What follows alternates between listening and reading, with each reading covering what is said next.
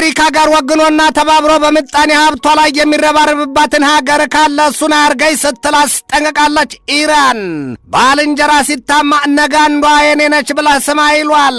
አለም ከጎረቤት የዘነበ ከአንደኛው ማካፋቱ አይቀርም። ምን ያስታውሷል? ኢራን አለች። ደግሞም አሜሪካ በኢራን ላይ የጣለችው አዲሱ ማዕቀብ የሌሎችን ሀገራት ሉዓላዊነት የሚጥስና የሚደፍር ተግባር ነው። ውሻ በቀደደው ዥብ ይገባል ይሏል። የነዳጅ ዘይትን ከኢራን በገፍ የምታስገባው ሀገር ቻይና ትራምፕ በኢራን ላይ የጣሉትን አዲሱን ማዕቀብ ፈጽሞ እንደማትደግፍ አስታውቃለች። አፍንጫን ሲመቱት ዓይን ያለቅሳል ይሏል።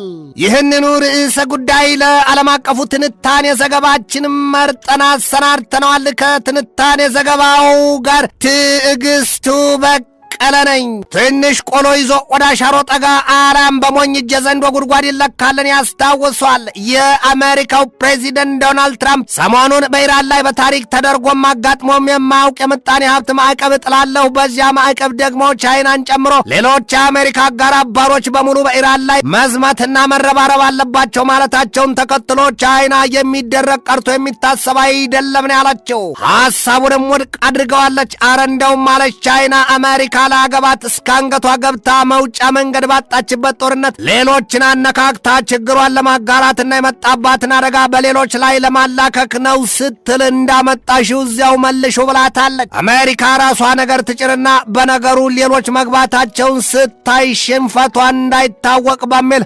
አስታራቂና ሸምጋይ ሆና የመግባት ስልት እንዳላት ቻይና ነግራታለች። ያወቁት ጠላት አይጎዳም አሊያም ቻይና ትላለች። ከጠላት አንድ ጊዜ ከወዳጅ 1000 ጊዜ ተጠንቀቅ።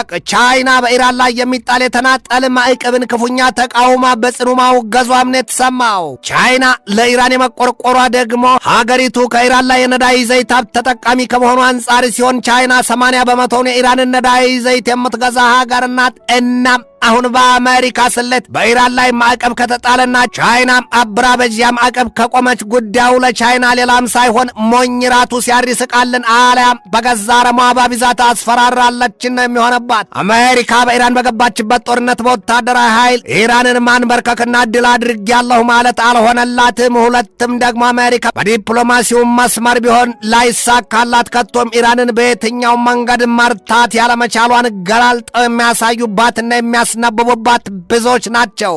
አሁን አሜሪካ ሀገራትን አስተባብራ በኢራን የምጣኔ ሀብት ላይ ማዕቀብ በመጣል ኢራንን ለማንበርከክ ማለሟ የትም ፍጪው ዱቄቱን አምጩን አድርጓታል ይሏታል። ዋሽንግተን በዋናነት የኢራንን ስር ለማድረቅ በቻይና ላይ ግፊት ማድረጉንና ቻይናን በስሌቷና በቀመሯ ውስጥ መቀላቀሏን መርጠዋለች። ቻይና ደግሞ አልነካም ነው ያለችው። የአሜሪካው ፕሬዚደንት ዶናልድ ትራምፕ ከፊታቸው ካለውና ከደረሰባቸው አጋማሽ የምርጫ ዘመን ሂደት አንጻር ቤትም ብለው ቤት ተንጠላጥለው ምርጫውን ማሳካት ይፈልጋሉ ይሏቸዋል። ትራምፕ በኢራን ላይ ሙሉ የምጣኔ ሀብት ጦርነት ማወጃቸው ሲገለጥ ወዲህም ትራምፕ የሆርሙዝን የውሃ ወሽመጥ የአሜሪካ ይዞታ ነው ማለታቸውና ማምረራቸው ተነግሯል። ኢራንም በአጻፋ ምላሿ የካሊፎርኒያን ግዛት የኢራን ይዞታ ነው ስትላውጃለች። ሲያርሱት የማይጠቁር መሬት አሊያም ሲወጉት የማይደማ ገላ የለም ይሏል። አሜሪካም የሆርሙዝን ወሽመጥ ማስተዳደር እንደማትችል ኢራንም የካሊፎርኒያን ግዛት ማስተዳደር እንደማይችሉ ሁለቱም ያውቁታል። በሞኝ ክምር ሌባ ተማታባት ይሏል። በዚያ የሁለቱ ብርቱ ድብድብ የሚላሽቀው የተቀረው ዓለም የምጣኔ ሀብት ነው። በተለይም ደግሞ የነዳጅ ዘይት ብሎ የጋዝ የማዳበሪያና የምግብ ቁሳቁስ ከከንፈር ላይ እንደታበሰ ማር ሊጠግቡት ቀርቶ ሊቀምሱት የሚጠፋልና የአሜሪካ ባለስልጣናት ግን የተቀረው ዓለም ከኢራን ጎን ተሰልፎ ኢራንን ነጥሎ ይመታት ዘንድ ይሻሉ። ብልጥ ልጅ እየበላ ያለቅሳል ይሏል። የኋላ ኋላ ላይ ግን ስልቱም ይሁን ድሉ ከተባለ የአሜሪካ ሆኖ ይጣፋል። አሜሪካኖቹ ሹማምንት በሌላም አቋማቸው በባህረ ሰላጤው ቀጠና ያሉት ሀገራት አሜሪካ በያዘችውና ባሰላችው የኢራን ማዕቀብ መጣል ጉዳይ በቀጥታ ይሳተፉ ዘንድ ይሻሉ። ሀገራቱስ ምን ምርጫ አላቸውና? በቀደመው የአሜሪካ ጦርነት በኢራን ላይ ሲከፈት የምጣኔ ሀብታቸው ክፉኛ በኢራን ሚሳይሎችና የሰው አልባ የጦር አውሮፕላኖች መውደሙ የሚታወቃል። ከዚያ ጦርነት ያንን አትርፈዋል። ዛሬ ደግሞ አሜሪካ በኢራን ላይ በጣለችው ማዕቀብ ይተባበሩ ዘንድ ትዕዛዝ እየሰጠቻቸው ነው። ምን ያተርፉ ከተባለ ደግሞ ያው ኪሳራ ነው። ወደሽ ከተደፋሽ ብለሽ ቢረግጡሽ አይክፋሽሏል። አሜሪካ ይሄ ሁሉ መቋመጧ ደግሞ የኢራንን የነዳጅ ዘይት ሀብት እንደ ፍሪዳ ልትጋበዝበት ነው ይሏታል። ኢራን በበኩሏ ግን ጠላቴ ከምትላት አሜሪካ ጋር ኖ ወር ኖ ፒስ ስትል አፍንጫዋን ይዛ መጸየፏን ታሳያለች። የኢራኑ ፕሬዚደንት ማስዑድ ፔዜሽኪያን አሉ ከኢራኑ የዜና ተቋም ኢርና ጋር በነበራቸው ሰፊ ቃለ ምልልስ ተህራን ከአሜሪካ ጋር ምንም አይነት ስምምነት ማድረግ አትሻም ነው ያሉት። ኢራን ትናንት ባወጣቸው መግለጫ የትኛውም ሀገር ከአሜሪካ ጋር አብሮና ተደርቦ ማዕቀብ ቢጥልብኝ ያ ሀገር እንደ ጠላት ተቆጥሮ ለጠላት የሚሰጠውን የትኛውንም ድርሻ ያገኛል፣ የበረታ ቁጣ የሚወርድበታል ስትላስ ጠንቅቃለች። የኢራኑ የብሔራዊ ጸጥታ ምክር ቤት ዋና ኃላፊ ሞህሰን ረዛኢ ትናንት በሰጡት ማብራሪያ ለሁሉም ሀገሮች በአዋጅ የምንነግራቸው ይህንን ነው፣ ያውም በአሜሪካ የታወጀብን የምጣኔ ሀብት ጦርነት እንዲች ብለው እንዳይቀላቀሉ፣ ያለበለዚያ ደግሞ ከኑግ የተገኘሽ መጫብረሽ ተወቃጭን ይሆናሉ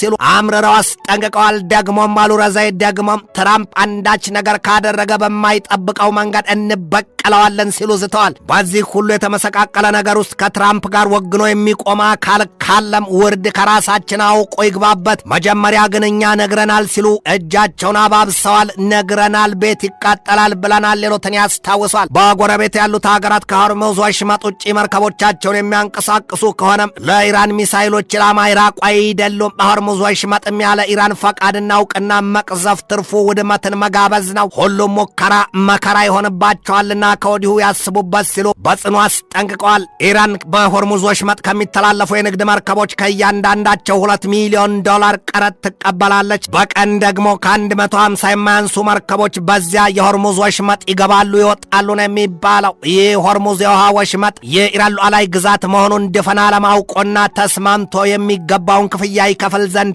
ኢራን አበክራ ትሻለች። አሜሪካ ደግሞ የሆርሙዝ የውሃ ወሽመጥ የዓለም አቀፍ የውሃ አካልና ነጻ መተላለፊያ ነው ስትል ሀገራት ምንም አይነት ክፍያ እንዳይከፍሉ ትዕዛዝ ሰጥታለች። በሁለቱ ሀገራት ፍጥጫ እልህ የተነሳም ለወትሮው የዓለም 20% የነዳጅ ዘይትና የጋዝ ዝውውር የሚደረግበት ዋናው የሆርሙዝ ወሽመጥ ዛሬ ላይ በአመፃ ያፈረሱትን ሰፈር መስሏል። ጸጥ ረጭ አለ። ሌላው ቀርቶ የዳክዬ ዋናተኛም የማይታይበት ሆኗል ይሏል የኢራኑ ብሔራዊ ጸጥታ ምክር ቤት ኃላፊው ሞህሰን ረዛኢ ይላሉ። ኢራን ከእንግዲህ በኋላ ዲፕሎማሲ በሚሉት የአሜሪካ የማታለያ ሽፋንና ሸፍጥ አትገዛም። ከዚህ በኋላ ርቃ ለቀጣይ ጦርነት ብቃቷንና ስልቷን ሙሉ ዝግጅቷን ታደርጋለች ነው ያሉት። ረዛኢ አሜሪካን ሲያስጠነቅቋትም ተጨማሪ የጦር ቁሳቁሶችን ወደዚያ ወደ መካከለኛው ምስራቅና ወደ ባህረ ሰላጤው ቀጠና ምድር ፈጽሞ አትላኪ ነው ያለቻት።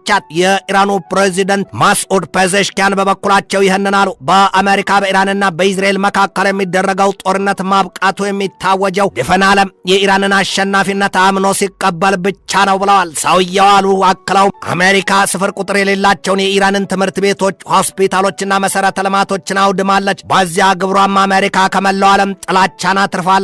ይሄ ጦርነት ዛሬ እንዲያበቃ ከተፈለገ ግን የኢራን ልዕለ ኃያልነት ተረጋግጦና ታምኖበት የኢራን ክብር በሌላው ዓለም ታውቆ ድል አድራጊነቷም ሲለፈፍ ብቻ ነው ሲሉ ደጋግመው አስረግጠዋል። የኢራኑ ፕሬዚደንት ማስዑድ ፔዜሽኪያን አሉ የኢራን ጦር ኃይል ጠላቶቹን አንበርክኮና አብረክርኮ ለመጣል ዛሬ ሙሉ ዝግጅት አድርጎ በተጠንቀቅ እየጠበቀ ነው ሲሉ አስምረውበታል። የአሜሪካው ፕሬዚደንት ዶናልድ ትራምፕ ደግሞ በኢራን ላይ በታሪክ የሌለ ያሉትን የምጣኔ ሀብት ጥለው ኢራንን አፍንጫዋን ሰንገው ሳትወድ በግድ የኒውክለር ጦር መሳሪያ የመያዝ እቅዷን ሰርዛና ማሩኝ ቅርበሎ ስትል የሆርሙዝን ወሽመጥ ዳግም እንድትከፍት እናደርጋታለን የሚሉት ኢራንም በበኩሏ የአሁኑን የትራምፕን የማዕቀብ ስሌት ስትገልጠው በመላው የተባበሩት መንግስታት ድርጅት አባል ሀገራት ላይ ሁሉ የታወጀ አምባገነናዊ ማናለብኝነት ነው ብለዋለች። በኢራን ፓርላማ የብሔራዊ ጸጥታና የፖሊሲ ጉዳዮች ሊቀመንበሩ ኢብራሂም አዚዚ በበኩላቸው አሜሪካን የሚገባትና የሚገዛት የኃይል ቋንቋ ነው። ያንን ከቀመሰች ቀድሞ ነገር ከዚህ ቀጠና ጓዝጓዟን ሰብስባ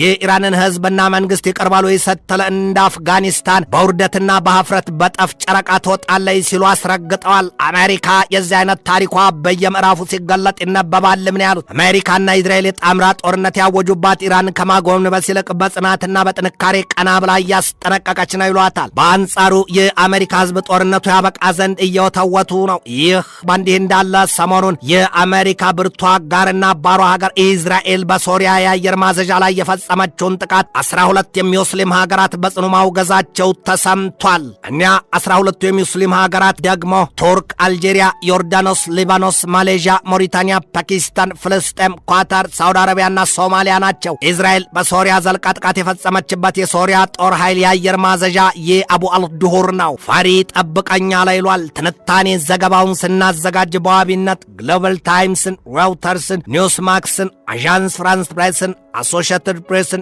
ኢንዲፔንደንትን፣ ሚድል ኢስት ሞኒተርን፣ ኤዥያ ታይምስን፣ ኤዥያ ዋንን፣ ቲአርቲ ወርልድን፣ ዘ ኖርዝ ዌስት ስታርን፣ ሳባ ኒውስን፣ ዘ ቢዝነስ ስታንዳርድን፣ አልጀዚራን፣ ዘ ኔሽንን፣ ጋልፍ ኒውስን፣ ፎክስ ኒውስና ጄሩሳሌም ፖስትን ተጠቅመናል።